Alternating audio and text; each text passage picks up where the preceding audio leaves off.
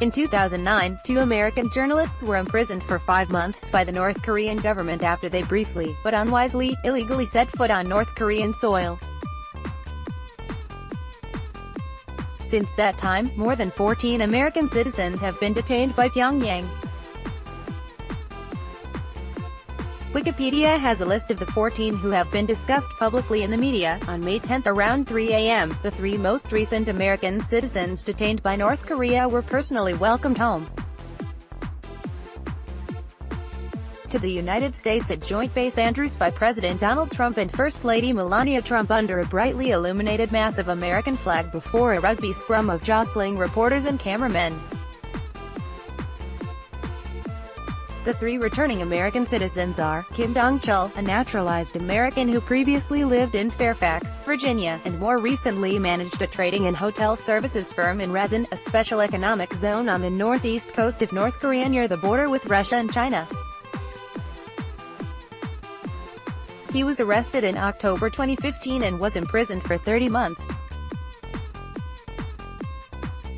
Kim Sang-duk, Tony Kim, an accountant who taught accounting and financial management at Pyongyang University of Science and Technology, PUST. This privately funded independent college located in Pyongyang and largely funded by contributions from Americans, individuals in the Korean ethnic areas of China, and South Koreans. In addition to his teaching at PUST, Tony Kim was also apparently involved in humanitarian efforts for orphans in North Korea. He was arrested April 21, 2017 and was imprisoned for over a year. Kim Hok-song, an agricultural specialist who taught courses in agriculture at PUST. He was also involved in humanitarian activities outside his teaching, and he was imprisoned for a full year after being detained on May 7, 2017. PUST has emphasized that none of the activities for which these 2 men were apparently arrested involved their teaching at PUST. The arrest, detention, and treatment by North Korea of these 3 men followed much the same pattern that was followed in the treatment of other American citizens arrested over the past decade. The recent return of these 3 detainees and the way in which they were welcomed back from Pyongyang, however, has a number of unique features that suggest significant changes by the Trump administration from procedures that have been followed by previous administration over the previous decade. These 3 recently released American citizens were brought first from North Korea to Washington, D.C., where they were personally greeted on their arrival by the President and First Lady, who were on hand at Joint Base Andrews near Washington, D.C., to greet them around 3 a.m.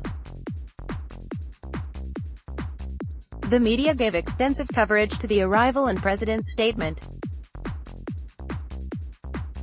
CNN, Wall Street Journal, New York Times, and The Washington Post. Among the many reporting on the event, the President and First Lady did not just greet the 3 individuals as they came down the stairs, but they went into the cabin of the plane to personally and privately welcome the 3, and they brought the 3 out to introduce them to the media mob on the tarmac. One hopes that the 3 American citizens were briefed in advance of what was going on and that they were told in advance the President of the United States would greet them. Having been held under difficult conditions in a North Korean prison for 1 to 2.5 years, they had no access to international news or even to North Korean newspapers, television, or radio. The 3 American citizens probably had little if any access to information about American politics for the past year. The prisoner who was detained the longest probably did not know that Donald Trump was president, since he was arrested before the 2016 election. In contrast to this media-centric welcome gala, when previous American citizens held in the North were released, they were not brought to Washington, D.C., but were taken to a location near their homes where they were greeted by their families.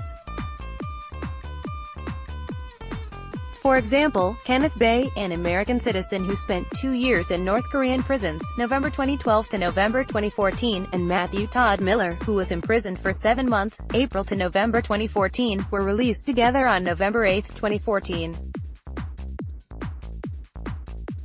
They were taken to a military base south of Seattle, Washington. Bay's mother and sister were waiting for him, and Miller's family was on hand to greet their son. The American official who arranged the release and brought the detainees back, Director of National Intelligence James Clapper, did not intrude in the family reunion in Seattle. President Barack Obama told reporters at the White House the following day in an understated response to a media query, "It's a wonderful day for them and their families. We're grateful for their safe return." He also thanked Clapper for his unusual role in negotiating the prisoners' freedom, saying it was obviously a challenging mission. The Washington Post, in a striking departure from previous practice, when the three American citizens were publicly welcomed back at Joint Base Andrews last Thursday, members of the families of the detainees were not even permitted at the airport, although a number of family members had come to Washington when they were informed of the release. A CNN reporter was told, no family members or friends of the three freed Americans were on hand for their arrival in the early hours of Thursday due to protocol reasons, a U.S. official told CNN. The official added the men had to first debrief intelligence officials before heading to their homes. There were, however, no protocol reasons preventing a myriad of media reporters from being present on the occasion. It is not clear what the protocol reasons were which prohibited the presence of the long-suffering family members who had been forcibly separated from being with their loved ones for over a year or more. Furthermore, it appears that family members were not permitted to see the released prisoners for several days. The detainees arrived early on Thursday morning, but they were then taken to be examined at the Walter Reed National Military Medical Center in Bethesda, Maryland.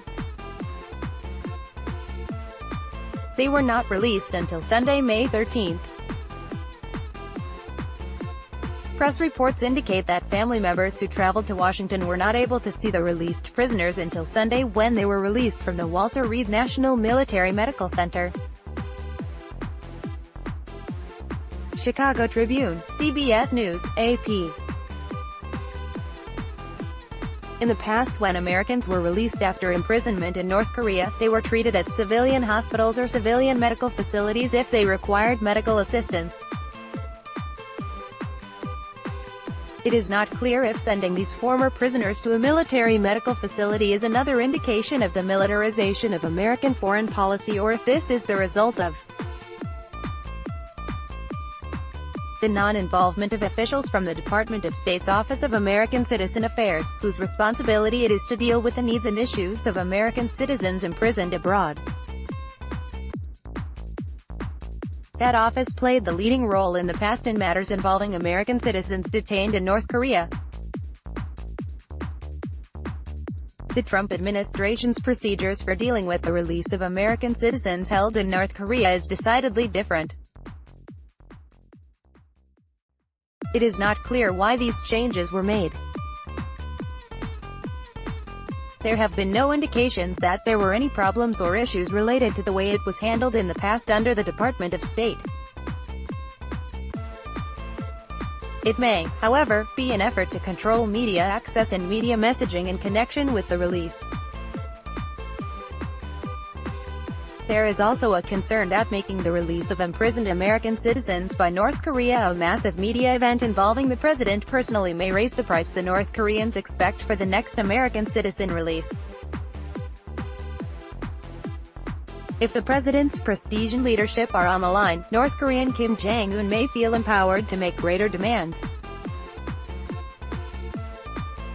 Is President Trump now indebted to the North Korean leader for a publicity boost? Does Kim Jong-un think he is, and will he seek to drive a harder bargain before giving the president another high-profile event? Releasing American citizens, who are detained for spurious reasons in the first place, might better be handled with less fanfare to discourage attempts to exploit future incidents. Robert R. King is a non-resident senior advisor with the CSIS Korea chair. Ambassador King served as special envoy for North Korea human rights issues at the U.S. Department of State. He was nominated by President Barack Obama, confirmed by the U.S. Senate, and served in that position from November 2009 to January 2017. He led U.S. efforts to press North Korea for progress on its human rights, U.S. humanitarian work in North Korea, and the treatment of U.S. citizens being held in the North. He represented the United States in international organizations dealing with these issues. Photo, Saul Loeb, AFP, Getty Images.